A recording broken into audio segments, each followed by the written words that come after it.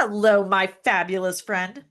Have you ever been in the middle of a conversation and wanted to say something and did that and then fell silent? Have you ever walked away from a conversation only to think, why did I just say that? Right? Or have you ever thought that your message is completely lost in translation? Well, you are not alone and you're in the right place. Welcome to Breaking Bad Communication, where we challenge the habits, headspace, and hangups that keep you, from being heard. My name is Kathy Riley. I'm a communication strategist, founder of the Clarity Code, and your guide with over 25 years working with attorneys in the courtroom and another 15 as an entrepreneur, a speaker, a trainer, and a podcast host. So, this podcast right here is your real world playbook for mastering conversation, being confident in using your words and helping you show up with the kind of clarity that changes everything from boardrooms to break rooms to your own backyard. So, let's get started today. So, this is an amazing podcast.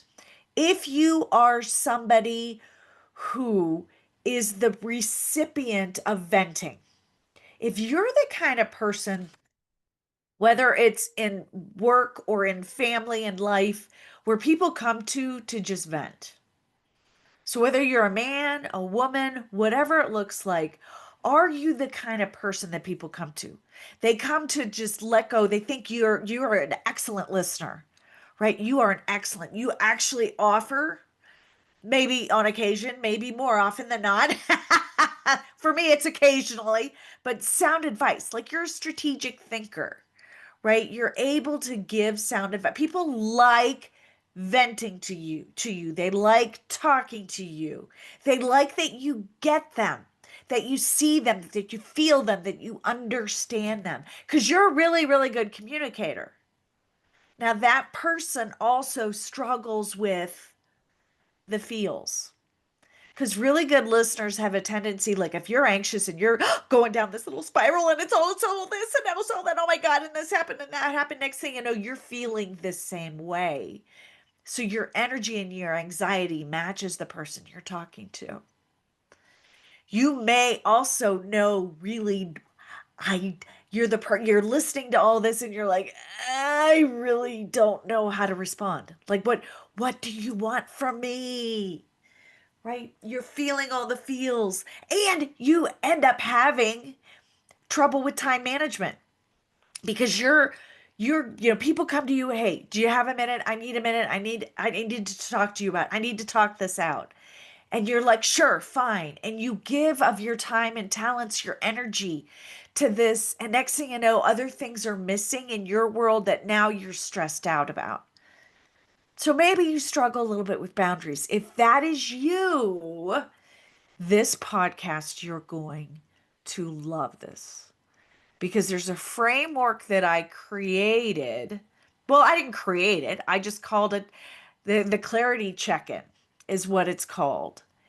And it's communication steps on how do I make the most of being that good listener? How do I make the most in serving the person that comes to me?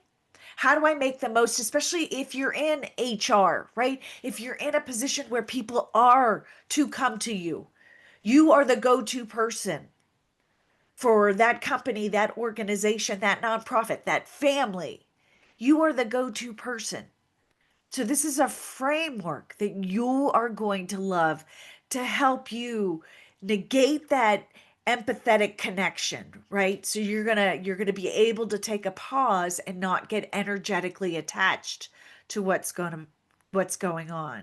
You're also going to be able to manage your time better, which is a really good thing.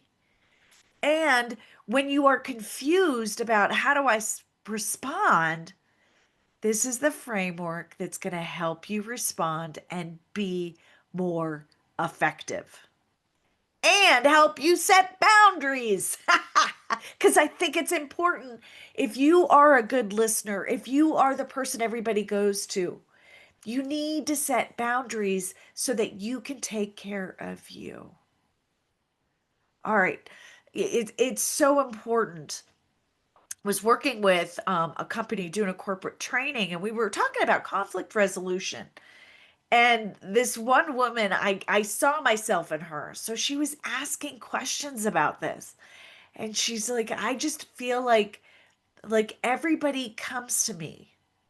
And it's not a bad thing, but it's an exhausting thing. Can you relate? And so we were talking about how you've built that trust. She's built that trust. If you are somebody that's a really good listener, you have built trust. People trust in you. That's why they come to you. That's a good thing. That's a compliment. That's wonderful. Because there's not everybody will do that. Not everybody will do that. Not everybody takes the time to listen and understand what other people are going through, what are their situations.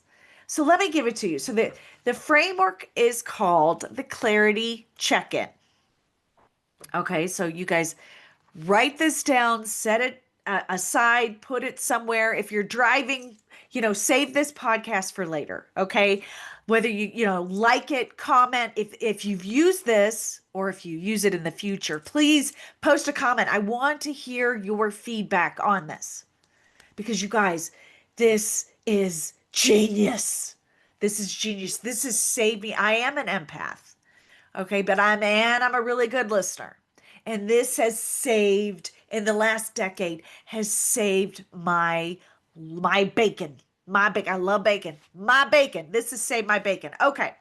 So that what you do, somebody comes in, whether it's your office, at home, you're sharing a glass of wine, a cup of coffee. You're there. You are for them, and they are like going off on whatever the situation is, right? You can see and hear and feel their passion. They're struggling, right? It's really bugging them, and they're on a roll. So when they take a breath, interrupt them. Yes, you have permission to interrupt them. And you say something like, please forgive me. I like saying, please forgive me. Or hold your horses, time out. I need a timeout. Can you please, I hear you. I want to be here for you. I want to be the best version of me for you. And to clarify what you need. What is the best way I can serve you here today?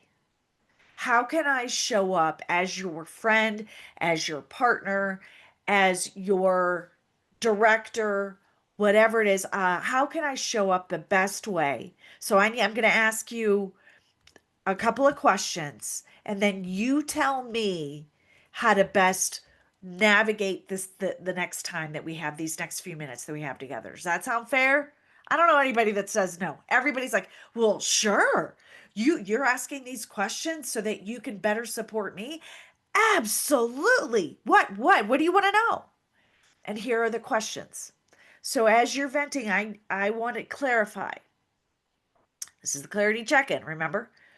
Are you looking that this time we have together to be just you venting? Like you just need to let it all out? Or, or do you need my help in a game plan, a strategy, my advice? What do you need some input from me? Or question three, option three, do you need me to do something? Would you actually like me to actively do something in this situation? What is the best way I can serve you? Those are your options. What do you think? And let them respond. Now here's where the boundary comes into play, especially if they're in venting mode, right? Great, fantastic. Thank you. Thank you for clarifying that for me. So with all that's going on right now, I want to be here for you. I've got 10 minutes. I can give you 10 minutes.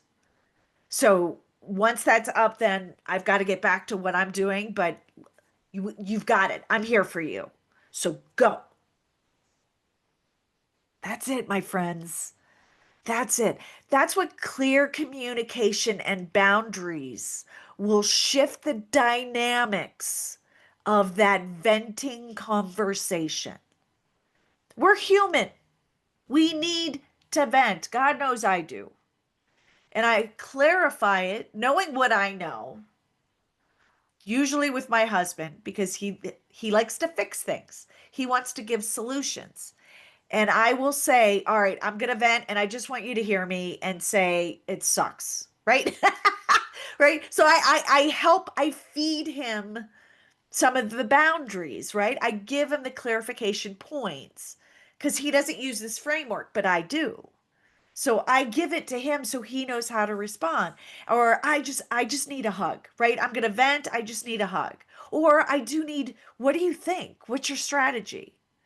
So as somebody, when I'm venting, I can actually use this to navigate the conversation as well. The other beautiful thing is, as you're the one venting, is to say, look, how much time you got? I need about 10 minutes of your time, 15 minutes of your time. I need 2 minutes of your time. Whatever it is, if you are the ventor, allow yourself the ability to create the boundary around the conversation so you're not actually inflicting stress and anxiety on the other person. So hopefully this makes sense to you guys.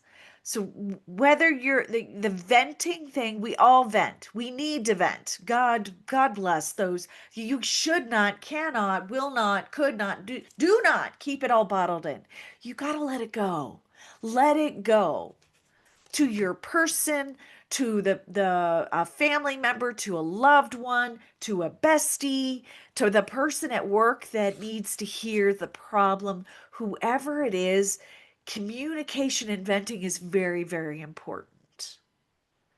With that said, so do not hesitate when it needs to happen, but remember the boundaries around it and creating that clarity check-in framework where we refine it under the three questions.